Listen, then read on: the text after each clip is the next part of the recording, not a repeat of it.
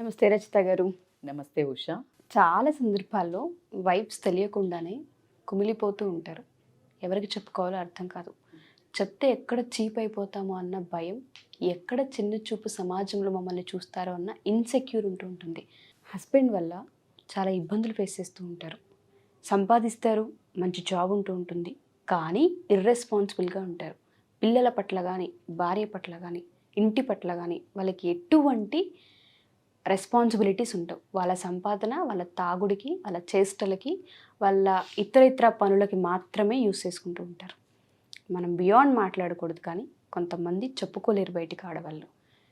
వేరే అఫైర్స్ని కూడా ఉంటుంటాయి వాళ్ళకి. భార్య అటు కక్కలేక మింగలేక చావలేక బతకలేక పిల్లల కోసం బతుకు జీవుడా అని ముందుకు సాగిపోతూ ఉంటారు. అలాంటి ఆడవాళ్ళ లైఫ్ని ఎట్లా లీడ్ చేయొచ్చు అంటారు? వాళ్ళకి లైఫ్ మీద హోప్ ఏ విధంగా క్రియేట్ చేయొచ్చు మనం?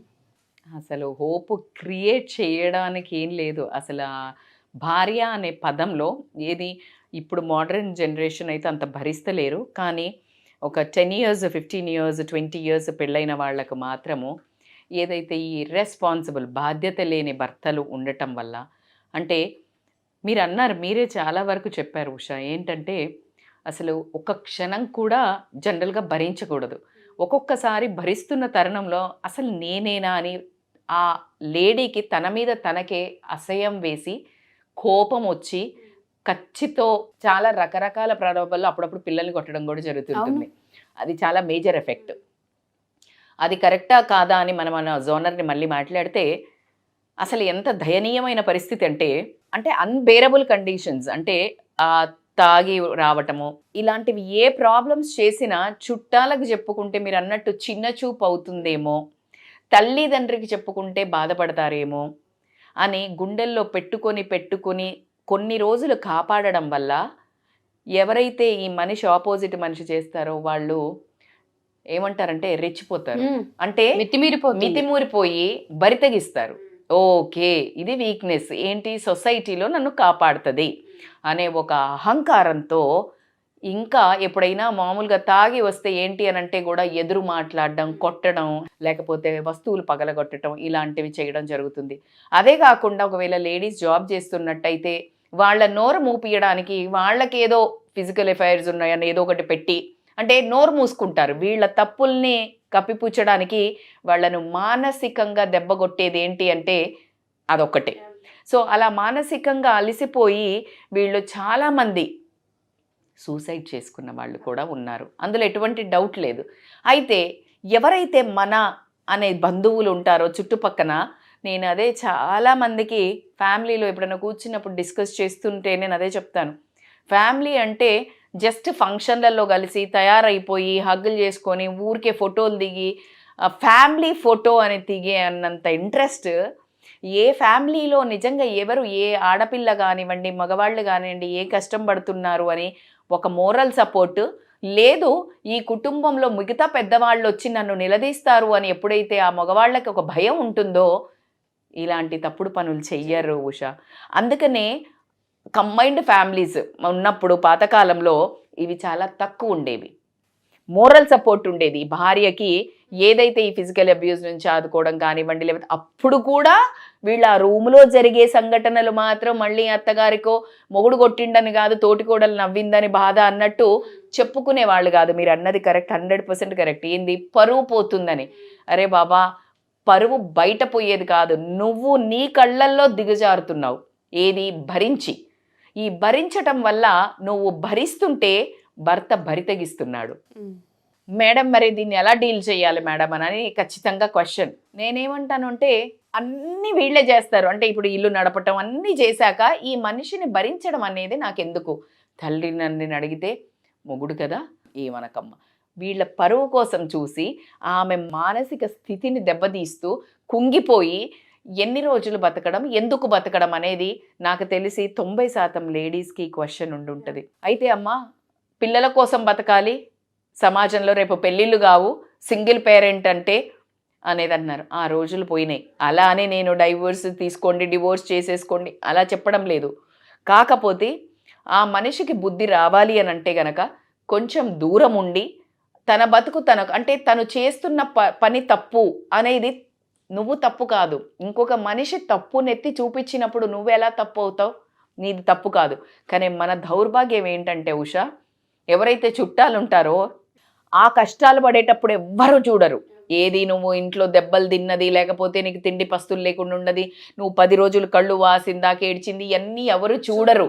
అసలు వాళ్ళకి చెప్తున్నా కూడా ఆడదానికి ఆడదే శత్రువు అన్నట్టు ఈ ఆడవాళ్లే మీటింగులు పెట్టి ఏది అసలు అది కళ్ళకు కూడా కనిపించదు. కానీ అదే పని తన భర్త చేస్తే ఎలా ఉంటుందో ఊహించుకున్నప్పుడు ప్రతి ఆడవాళ్ళు రెస్పాండ్ అవ్వడం జరుగుతుంది. సో మన బ్యాడ్ లక్ ఏంటంటే లేడీస్ ఎప్పుడు లేడీని ప్రొటెక్ట్ చెయ్యరు. ఏమవుతుంది, పోన్లే ఆయన కోపం కదా, లేకపోతే పోన్లే పని చేస్తున్నాడు కదా, అదే లేడీ తిరగబడి ఎప్పుడైతే మాట్లాడితే బరి తెగించింది, ఈమె కాస్త ఊరుకోవచ్చు కదా, ఈమె భరించవచ్చు కదా, పిల్లలు లేరా, ఇలాంటి టాంట్ అనేసరికి ఖచ్చితంగా ఆ ఎదుటి మనిషికి మారే అవకాశము కనిపించదు, అవసరం లేదు. ఎందుకంటే ఆల్రెడీ ఎదురుగానే మాట్లాడుతుంటారు కదా ఉషా, ఏమవుద్దిలే చెప్తే వింటాడులే అంటే ఎదురుంగే మాట్లాడుతుంటే ఇంక నువ్వు గొంతు చించుకొని చెప్పాల్సిన. అందుకే నేను ఎప్పుడు చెప్తుంటాను, మనకు దగ్గరగా ఉన్న బంధువులే మనకు పరాయి వాళ్ళలాగా, మనకు శత్రువుల్లాగా బిహేవ్ చేయడం జరుగుతుంది. నీ ఉన్నతిని మాత్రం ఎవరు హర్షించరు, నువ్వు కష్టపడుతుంటే మాత్రం పక్క నుండి చూస్తారు కానీ నీకైతే హెల్ప్ చెయ్యరు ఉషా. అది చాలామంది ఫేస్ చేసే, ఇప్పుడు మనకి వీడియోస్లో కమెంట్స్ చాలామంది పెడుతున్నారు, మేడం అసలు అంటే ఇంత భరిస్తున్నా మేము ఎవరికి చెప్పుకోలేని పరిస్థితి అని అంటే ఖచ్చితంగా నేనైతే కండెమ్ చెయ్యను. ఏంటి డివోర్స్ తీసుకున్నట్ల కాదు, కానీ పిల్లల పైన ఎఫెక్ట్ పడుతుంది. అయితే వదిలేస్తే కూడా తండ్రి ప్రేమ లేదు కదా అని మాట్లాడుతున్నారు. అరే బాబా, తండ్రి ప్రేమ లేదెంతనో నీకు ఈ రోజు రభస వల్ల వాడు ఎటు డైవర్ట్ అవుతాడో కూడా తెలియదు కదా. కాకపోతే మూడో మనిషి ఇన్వాల్వ్మెంట్ ఎంతవరకు అవసరం అంటే నాకు తెలిసి అయితే మొగుడు పెళ్ళాల విషయంలో మూడో మనిషిని పిలవడం అన్నంత దరిద్రం మాత్రం ఇంకోటి ఉండదు ఉషా. ఎందుకంటే కడుపు నొప్పి ఎవరికి? మనకి. ట్యాబ్లెట్ ఎవరు వేసుకోవాలి? మన కడుపు నొప్పి వస్తే వాళ్ళు ఏమి చేస్తారు? ఏమీ చేయరు. ఏంటో అంటారు చూడు, పేరుకు పెత్తనం ఇస్తే తలంతా గొరికింది అన్నమాట. జస్ట్ అక్కడ కూర్చొని వాళ్ళు ఎంపతి అయ్యి పాతకాలం లాగా అంటే ఫీల్ అయ్యి నిజాయితీగా పెద్ద మనిషి తత్వం ఉంచి ఒక ఆడదాన్ని రెస్క్యూ చేసి సొల్యూషన్ ఇచ్చేవాళ్ళు మాత్రం దగ్గర ఫ్యామిలీలో ఉండకపోవడం దౌర్భాగ్యమైన స్థితి. ఏది నా కుటుంబం, నా అత్తగారి ఫ్యామిలీ అని వదిలేసి, తల్లిదండ్రులను వదిలేసి వచ్చినప్పుడు వెనక్కి చూస్తే ఆ తల్లిదండ్రులు ఏమి చెయ్యరు, ఎక్కడ నేను చెయ్యిస్తే నా ఇంటికి వచ్చేస్తే పరువు పోతుందో అని ఆ తల్లిదండ్రులు చెయ్యరు. అత్తగారు వాళ్ళు ఎవరు ఖచ్చితంగా పట్టించుకునే స్థితి అయితే లేదు. అయితే అందులో కొంతమంది మంచి వాళ్ళు ఖచ్చితంగా ఉంటారు ఉషా. దూరం ఉంటారు కానీ ఎన్నో మంచి చేస్తుంటారు, దగ్గరుంటారు ఎన్నో శత్రువుల్లాగా బిహేవ్ చేస్తుంటారు.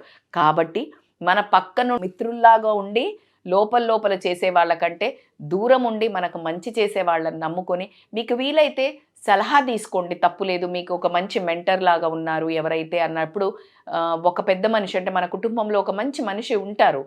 డబ్బులున్న ప్రతి ఒక్కళ్ళు మంచి మనుషులు ఏముండరు. డబ్బున్నవాడు పెద్ద మనిషి అని చెప్పట్లే, మంచి మనసుండి నీ కష్టాన్ని అర్థం చేసుకునే ఒక మంచి మనసు దగ్గరికి వెళ్తే. నేను కూడా ఫ్యామిలీలో ఉండే ప్రతి ఒక్కళ్ళకి రిక్వెస్ట్ ఏంటంటే, ఏదో కలిసినప్పుడు సెల్ఫీలు దిగి ఫ్యామిలీ ఫోటోలని పెట్టుకునే సంస్కారాన్ని బంద్ చేయండి.